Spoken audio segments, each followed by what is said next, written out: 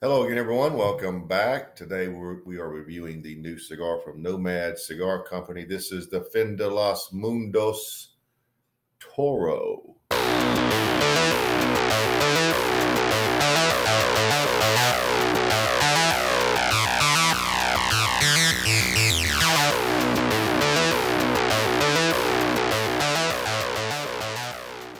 Now, this cigar is from Fred Weiwei and the Nomad Cigar Company. It actually was introduced in 2016 at the IPCPR, but it had sort of a soft release, a limited release, and it's just now in full release.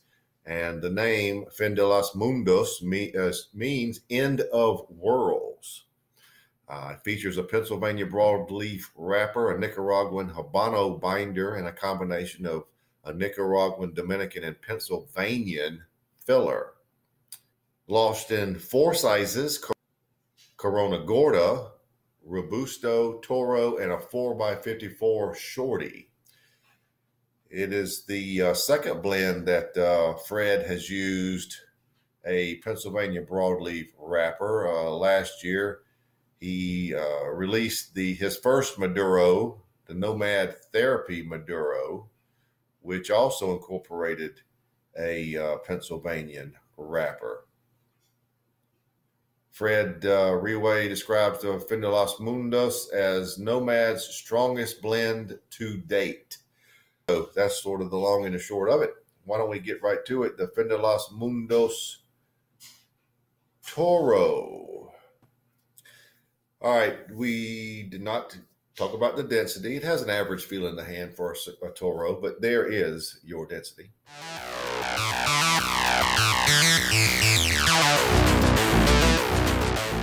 Now we've got a little cloth band at the foot, and then we'll have to negotiate it. Usually with the cloth ones, instead of taking them off, I just sort of inch it around and around and around till we get it to where we can take it right off. I don't want to hurt the cigar, and it's about there. Bear with me. There we go. All right, so here we are.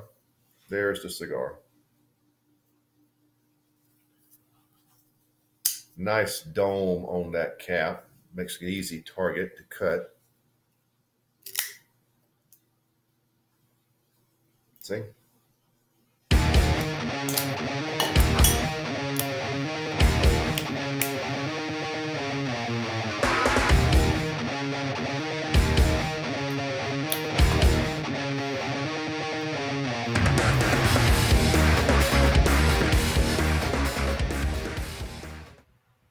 First flavors are a nice sweet cedar, brown sugar, some cinnamon.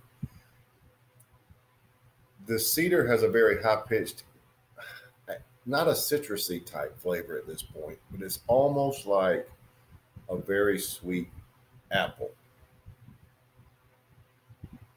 Not so much citrus, more of a very sweet apple cedar flavor. Very odd for me to say that, but that's what it tastes like. There's a lot of black coffee and a lot of black pepper. The black pepper is probably well over a 7. Not sure we'll make it to an 8, but I would think it's about 7.5. It's quite peppery, black pepper. There is the small amount of what I'll call a whipping cream that sort of ties all those flavors, the sweeter flavors and the chocolate flavors together. So that's sort of how it's starting.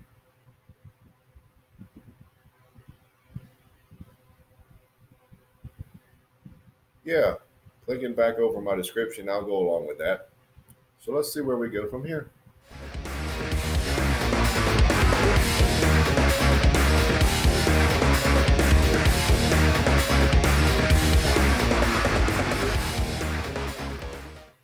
Well, I'm about 1.5 inches in, and the flavor notes are very much like I described previously, but I'm getting even more coffee notes there. There's black coffee. I'm not even sure I mentioned much about it in the first segment. For a Maduro wrapper, this doesn't have any of the chocolate notes, but it has tons, at this point, it doesn't have any chocolate notes, but it has tons of black coffee notes. And the black pepper seem to fit nicely. Now there still is that cedar with almost like a high-pitched tart apple, and there is some brown sugar and some cinnamon, but you can't mistake that unusual flavor of a tart sweet apple. Unusual, but that's what I'm getting. At this point, the cigar is leaning very heavily toward medium to full bodied. It's sort of a medium with a little extra on it. I've had two of these previously, and I am expecting it to move up the ladder rather quickly here, but only an inch and a half in is sort of high-end, medium-bodied, low-grade medium to full.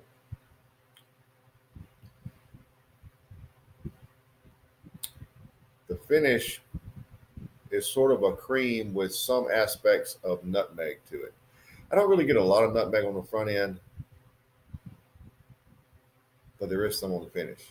And there's some nice lingering black pepper. So at this point, based on the third scoring, 1/3, 1/3, 1/3, and based on the current scoring system, I am rating this a 90. Old scoring system would be 93, so I'm very impressed with it so far. So it's a 90 at this point. Let's see where we go from here. An inch and a half in, that's where we are.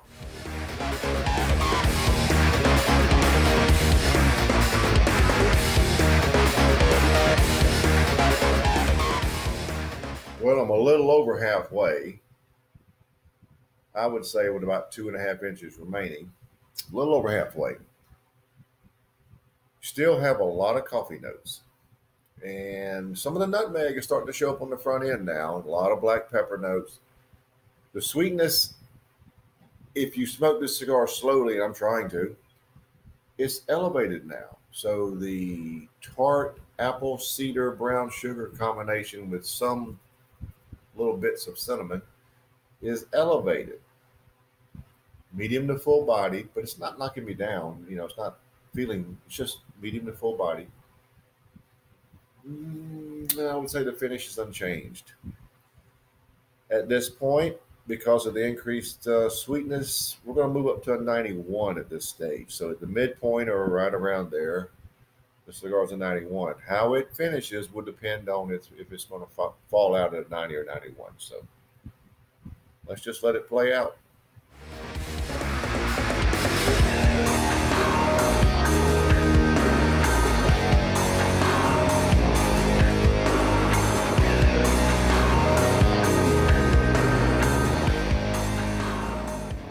Well, we're down to the end, right at the end, so let's wrap it up. Interesting thing happened with the increase in sweetness at around the midpoint. It actually decreased quite a bit in the final third. The nutmeg notes really came out, and they were a dry nutmeg, so it really hurt the sweetness a lot there too. The coffee notes were still extremely heavy. Pepper remained about the same. The main flavors just decreased quite a bit. And if you're going to have heavy coffee and heavy nutmeg, you better have a heavy sweetness to go along with it, in my opinion. So this final third, it surprised me a little bit, but having two others before this, I was pretty much ready for this. It decreased to the point of the final third rating is an 89. So averaging it all out, doesn't take much of a math wizard to tell you that the final score is a 90. Finish is pretty much unchanged. Medium to full bodied.